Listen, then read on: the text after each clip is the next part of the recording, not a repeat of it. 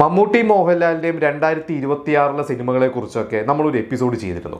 അപ്പോൾ ഇന്നിപ്പോൾ ഞാൻ ഡിസ്കസ് ചെയ്യാൻ പോകുന്ന പ്രധാനമായിട്ടും ഇവർ രണ്ടുപേരും ഗസ്റ്റ് റോൾ അഭിനയിക്കുന്ന സിനിമകളെ കുറിച്ചാണ്.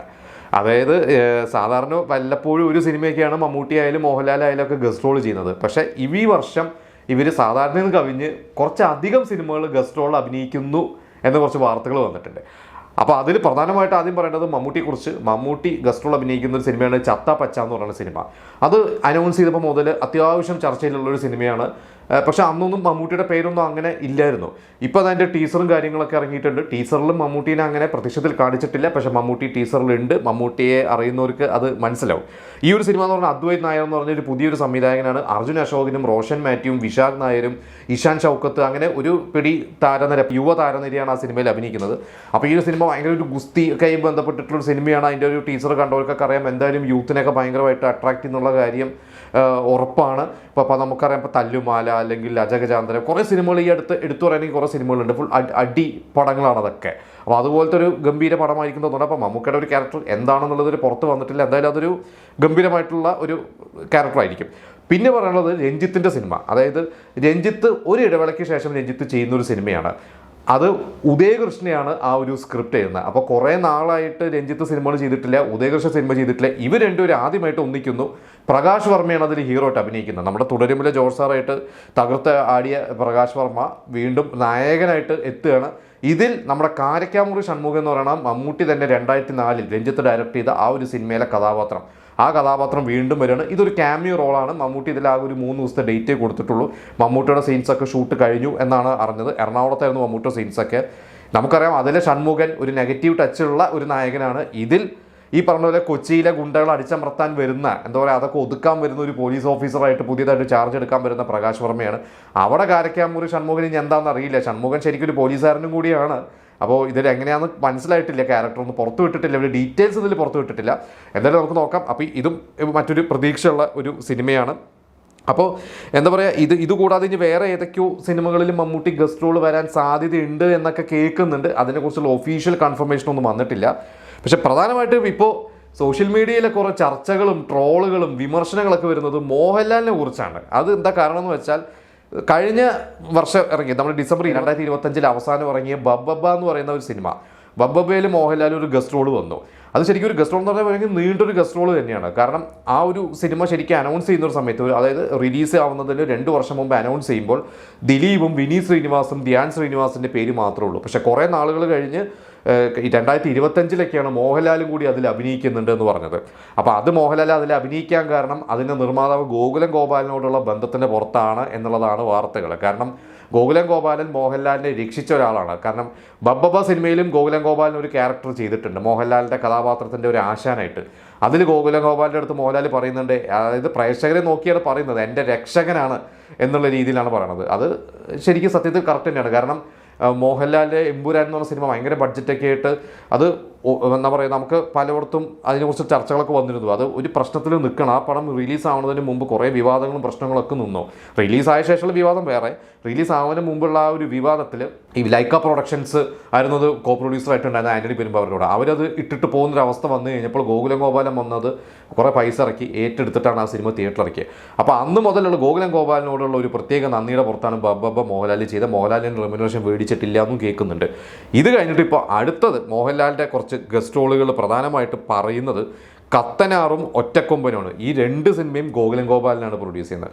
കത്തനാറാണെങ്കിൽ 2022 മുതൽ എന്തോ ഷൂട്ട് തുടങ്ങിയൊരു സിനിമയാണ്. ജയസൂര്യയുടെ ഏറ്റവും വലിയ ബിഗ് ബഡ്ജറ്റ് ഒരു സിനിമയാണ്. ആ സിനിമ ഇന്നിറങ്ങും നാളെ ഇറങ്ങും എന്ന് പറഞ്ഞ് നീണ്ടു പോയിക്കൊണ്ടിരിക്കുകയാണ്. ഈ കഴിഞ്ഞ ക്രിസ്മസിന് വരെ ഇറങ്ങുമെന്ന് പറഞ്ഞിരുന്നു, അതും ഇറങ്ങിയില്ല. അപ്പോൾ ഇനി എന്ത് സംഭവിക്കുന്ന അറിയില്ല. എന്തായാലും ആ ഒരു സിനിമയ്ക്ക് ഒരു ഹൈപ്പ് കൂട്ടാൻ വേണ്ടി മോഹൻലാലിനെയും കൂടി അതിൽ ഗോകുലം ഗോപാലൻ്റെ അഭ്യർത്ഥന അല്ലെങ്കിൽ അദ്ദേഹത്തിൻ്റെ ഒരു എന്താ പറയുക ഒരു ആവശ്യം മോഹൻലാലിനെ നിരസിക്കാൻ പറ്റിയില്ല, മോഹൻലാലിൻ്റെ ഭാഗമാവുന്നു എന്ന് കേൾക്കുന്നു. പിന്നെ ഒറ്റക്കൊമ്പൻ, അത് ഈ പറഞ്ഞ പോലെ നമ്മുടെ കടുവാക്കുന്നിൽ കറുവാച്ചൻ എന്ന് പറഞ്ഞാൽ നമ്മുടെ കടുവ സിനിമയൊക്കെ പൃഥ്വിരാജ് ചെയ്ത ഒരു സിനിമ, ആ ഒരു സിനിമയുടെ റിയൽ ലൈഫ് ക്യാരക്ടറിനെ ബേസ് ചെയ്തിട്ടുള്ള മറ്റൊരു സിനിമയെന്ന് കേൾക്കുന്നു. അതിൽ സുരേഷ് ഗോപിയുടെ ഒരു ബിഗ് ബഡ്ജറ്റ് സിനിമയാണ്. ഇന്ദ്രജിത്ത്, ബിനു പപ്പു, അങ്ങനെ ഒരുപാട് പേരുണ്ട്. ആ ഒരു സിനിമ സുരേഷ് ഗോപിയുടെ രാഷ്ട്രീയ തിരക്കുകൾ കാരണം പല ഷെഡ്യൂളുകളായിട്ട് നീണ്ടു പോകുന്നതാണ്.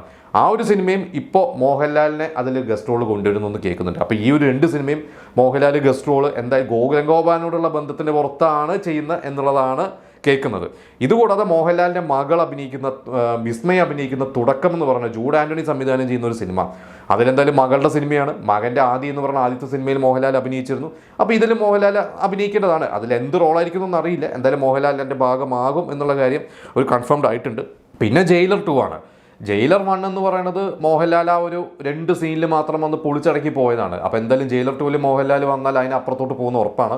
എന്തായാലും ജയിലർ 2 ആ ജയിലർ 1 ഒരു കണ്ടിന്യൂഷൻ പോലെ തന്നെയാണ്, അതോ അതിൻ്റെ ഒരു പ്രീക്വൽ ആണോ എന്നുള്ളത് അറിയില്ല. ഈ പറഞ്ഞ ജയിലറിൻ്റെ കഥാപാത്രത്തിൻ്റെ, രജനീകാന്തിൻ്റെ കഥാപാത്രത്തിൻ്റെ ഒരു ഫ്ലാഷ് ബാക്ക് നമ്മൾ കണ്ടിട്ടുണ്ടല്ലേ, ആ ഒരു ജീവിതത്തിനെ ബേസ് ചെയ്തിട്ടാണോ എന്നറിയില്ല. എന്തായാലും മോഹൻലാൽ അതിലുണ്ടെങ്കിൽ, മോഹൻലാൽ കുറച്ചുകൂടി സീൻസ് കൊടുത്താൽ അതെന്തായാലും ഒരു സിനിമ കേരളത്തിൽ കഴിഞ്ഞ ജയിലർ 1 പൊളിച്ചടക്കുന്നുള്ള കാര്യം ഉറപ്പാണ്.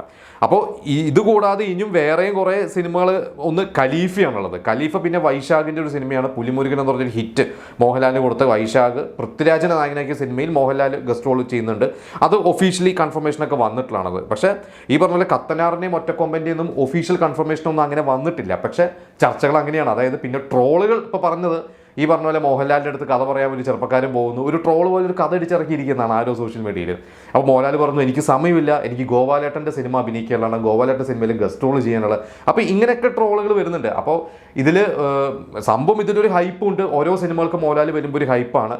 അത് മമ്മൂട്ടി ആയാലും ഒരു ഹൈപ്പ് തന്നെയാണ്. പക്ഷേ ഇതിൻ്റെ അപ്പുറത്തൊരു വിമർശനം എന്ന് പറയുന്നത്, വല്ലപ്പോഴും ഒരു ഗസ്റ്റ് റോൾ വന്നാൽ ഓക്കെ, അത് 2 വർഷത്തിലൊന്നോ അല്ലെങ്കിൽ വർഷത്തിലൊന്നോ. ഇത് പക്ഷേ എല്ലാ മാസവും അല്ലെങ്കിൽ 2 മാസം കൂടുമ്പോൾ വരുന്ന ഓരോ സിനിമയിൽ മോഹൻലാൽ ഗസ്റ്റ് റോൾ ചെയ്യുക അല്ലെങ്കിൽ മമ്മൂട്ടി ഗസ്റ്റ് റോൾ ചെയ്യാന്ന് പറഞ്ഞു കഴിഞ്ഞാൽ അതൊരു മടുപ്പ് തോന്നും എന്ന് വരെ കേട്ടിട്ടുണ്ട്. പണ്ട് തമാശ രൂപേണ ആസിഫ് അലി എവിടെയോ പറഞ്ഞതായിട്ട് ഞാൻ വായിച്ചിട്ടുണ്ട്. അതായത് ആസിഫ് അലി ഇടക്കാലത്ത് കുറച്ച് സിനിമകൾ, ഉസ്താദ് ഹോട്ടൽ, അങ്ങനെ കുറച്ച് സിനിമകളൊക്കെ ഗസ്റ്റ് റോൾ, സീനൊന്ന് നമ്മുടെ വീട്, അങ്ങനെ കുറച്ച് സിനിമകൾ ആസിഫ് അലി ഗസ്റ്റ് റോൾ വന്നിരുന്നു, ഇന്ത്യൻ റുപ്പിയിൽ വന്നിരുന്നു. അപ്പോൾ ഒന്ന് തമാശ രൂപേണ ആസിഫ് അലിനെ കളിയാക്കിയിട്ടൊക്കെ ആസിഫ് അലി തന്നെ പറഞ്ഞിട്ടുണ്ട് തോന്നുന്നു, ആൾക്കാർ ഇപ്പം എന്നെ ഗസ്റ്റ് അലി എന്നൊക്കെ പറഞ്ഞ് കളിയാക്കി വിളിക്കുന്നത് പണ്ടാണ്.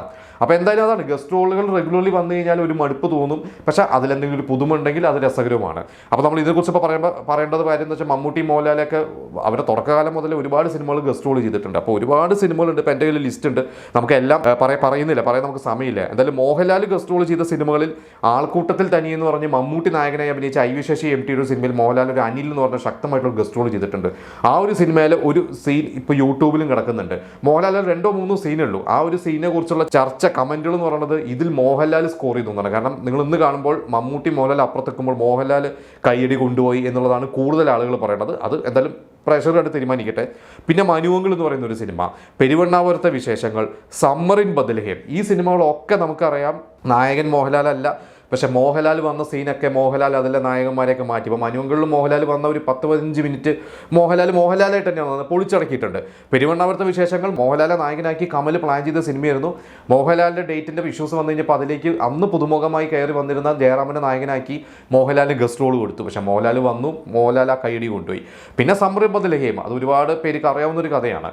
അതിൽ സുരേഷ് ഗോപിനെയും ജയറാമിനെക്കാട്ടും താരമൂല്യമുള്ള ഒരു നടൻ അവിടെ വരണം. അത് വന്നാൽ മാത്രമേ ആ പടം നിൽക്കുള്ളൂ എന്നുള്ളത് അതിൻ്റെ സംവിധായകൻ സിബിമലയിലും റൈറ്റർ രഞ്ജിത്തിന് മനസ്സിലായതുകൊണ്ട് മോഹൻലാലിനെ അതിൽ കൊണ്ടുവന്നു.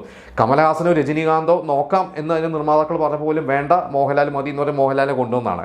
എന്നിട്ട് മോഹൻലാൽ ആ പടം കൈയടി കൊണ്ടുപോയി. എന്നാൽ റിലീസൊക്കെ ഇപ്പോൾ നടന്നിരുന്നു, നമ്മൾ കണ്ടിട്ടുള്ളത്. അപ്പോൾ ഇങ്ങനെ ഒരുപാട് സിനിമകൾ മോഹൻലാൽ വന്ന് കൈയടി കൊണ്ടുപോയിട്ട് പക്ഷേ പാളിപ്പോയതുകൊണ്ട് ഉന്നതങ്ങളിൽ, അച്ഛനെയാണ് എനിക്കിഷ്ടം, പിന്നെ കിലുക്കം കിലുകിലുക്കം, ഇങ്ങനത്തെ കുറേ സിനിമകളൊക്കെ മോഹൻലാൽ ഗസ്റ്റ് റോൾ ചെയ്തിട്ട് വലിയ കാര്യമൊന്നും സിനിമയ്ക്ക് ഉണ്ടായിട്ടില്ല. അപ്പോൾ ഇനി വരാൻ പോകുന്ന സിനിമകൾ എന്താവുമെന്ന് അറിയില്ല, നമുക്ക് വെയിറ്റ് ചെയ്ത് കാണാം. മമ്മൂട്ടിയുടെയും ഇതേപോലെ ഉണ്ട്. മമ്മൂട്ടി ഗസ്റ്റ് റോൾ ചെയ്ത സിനിമകളിൽ ഗാന്ധിനഗർ സെക്കൻഡ് സ്ട്രീറ്റ്, ഇതുപോലെ തന്നെ നരസിംഹം, കഥ പറയുമ്പോൾ, ഈ സിനിമകളൊക്കെ മമ്മൂട്ടി ഗസ്റ്റ് റോൾ വന്ന് പൊളിച്ചടക്കി. കഥ പറയുമ്പോൾ നമുക്ക് ഗസ്റ്റ് ഒന്നും പറയാൻ പറ്റില്ല, പക്ഷേ ഈ പറഞ്ഞ ഒരു എക്സ്റ്റൻഡഡ് ക്യാമിയോ ആണ്. കാരണം ഈ ഒരു സിനിമ ശരിക്ക് അപ്പ് ചെയ്തത് മമ്മൂട്ടി തന്നെയാണ്.